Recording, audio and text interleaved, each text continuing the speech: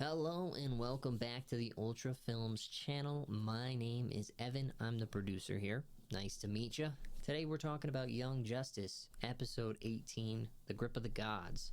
Now we get a lot unfolding here, and there's a lot going on right here. We're going to discuss it all. Don't worry. But we're going to start at the beginning of the episode. We start with Rocket. We find out she has a son with just another seemingly normal human being. I don't know who that was. I don't remember. There's a lot of relationships that shift and change throughout this series. So if it's somebody that is a hero and I just don't know, I could be totally missing who this is. Like, it could even be Guardian. I think I remember they were briefly together, but I'm sorry if it's not Guardian, or if it is, my bad. I don't know for sure. But they have a child together. That's the main point, is they have a kid together. This kid has autism, and he has like this sensory, thing where he loves playing with cars, like toy cars, but he loves spinning the wheels on them, almost like a fidget spinner, but like just spinning the wheels on a car instead of, playing with the car as a normal person should. So I think this is really cool for them to do, to kind of branch out and show a wider range of people. And even though this isn't a hero with those powers, it's good to have that sort of representation, and also the fact that that can happen to any parent regardless, is really nice touch. And I love the way that they do this. They did it with Violet earlier in a couple episodes ago, with her wanting to learn Islam because it was important to the Gabrielle character in Halo, or whatever variation name you want to call her. I apologize. But it's very important to have that sort of representation regardless.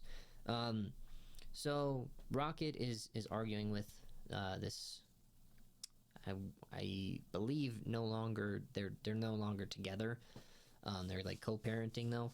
And so she leaves the child with the father, and they're arguing a little bit about her having to go to space and needing to, you need to be there for your son, sort of thing. But she has this very important mission on New Genesis to work at a peace treaty. I don't know why they pick this team. Again, Young Justice does this all the time. They do great with it. They put together teams and people on the screen that you never expect to see together in any other variation. Like Forager, Jay Garrick, and Rocket in front of Highfather and Orion and Light Ray. And it's like, okay, that's interesting and weird, but we're gonna roll with it. It doesn't make sense. It's seemingly not a high stakes mission if you wouldn't send a heavy hitter on this mission. They think it's just normal peace talks, sort it out, and it'll be okay. However, there's a lot more at play, obviously, here. So obviously Light Ray greets them when they get to New Genesis. They get introduced, and then shortly after, another one of Forager's kind is actually in the Highfather's like vault or stash or some facility stealing things, and it's like a ruction cell or something like that is what they called it. And essentially they have to go on this wild goose chase to find this bug that looks like Forager. It's from a different hive, and Forager's luckily there to help identify what this bug looked like, where it would live, and then they ultimately find out where their hive is and where they're located. They go and try and do some negotiations with the bugs, but there's some like larvae of the bugs that are running around with the ruction cell. It gets ignited by McGann's brother, who's actually here randomly again on New Genesis, messing around, even though he's not supposed to be. Megan's not super happy with it.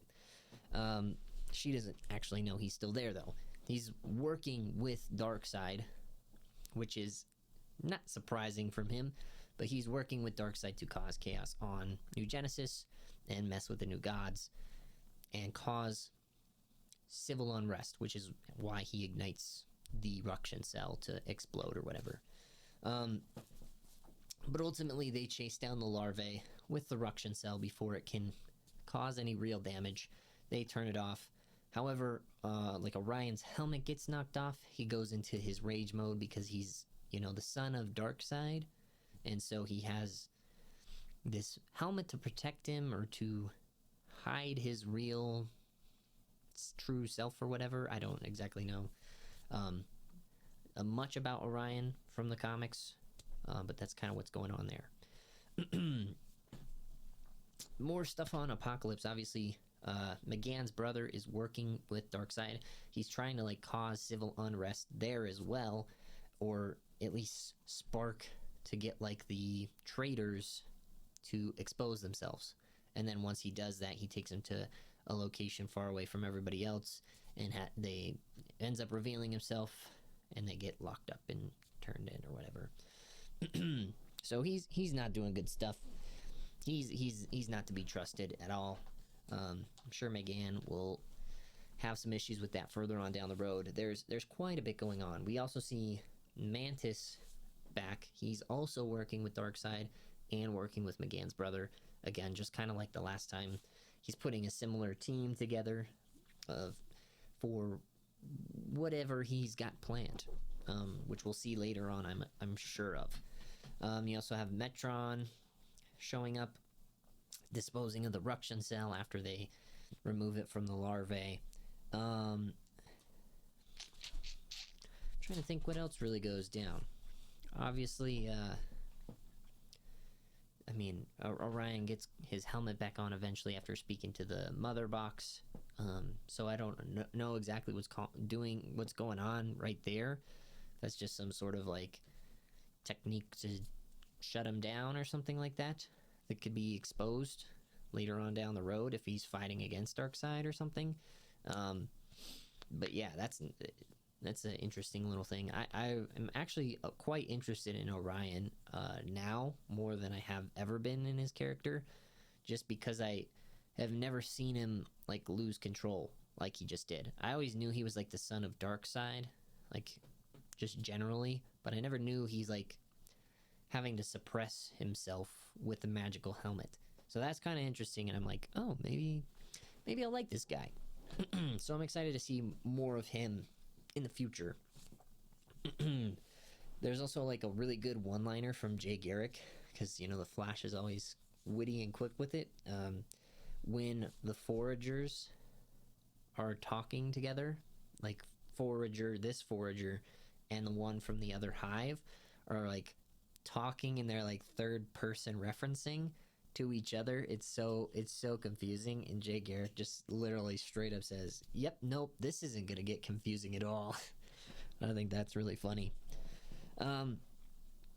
So yeah, they quell the Ruction cell potential damage, they send it away, and then it cuts to Darkseid. You know that this is kind of his plan, or the beginnings of something that he's planning. You see Mantis show up there. You see Val-Zod, who's the yellow bubble up there, which is the same sort of transporter bubble that the girl from the Superboy storyline is kind of using to, go back and forth. I want to say that's something to do with the Time Lords, but I can't be certain yet. But Lor-Zod's also working with Darkseid, working with Mantis and McGann's brother, and that's just not going to be good, especially when this is your team. Like that, they're completely overwhelmed. I mean, aside if you take out Orion from the equation, they're way outnumbered. But if you have him there, then it's a bit of a fair fight. But you also have a Martian that has mind control powers that could mess things up pretty bad when they don't have anybody to counteract that. But we'll see what happens.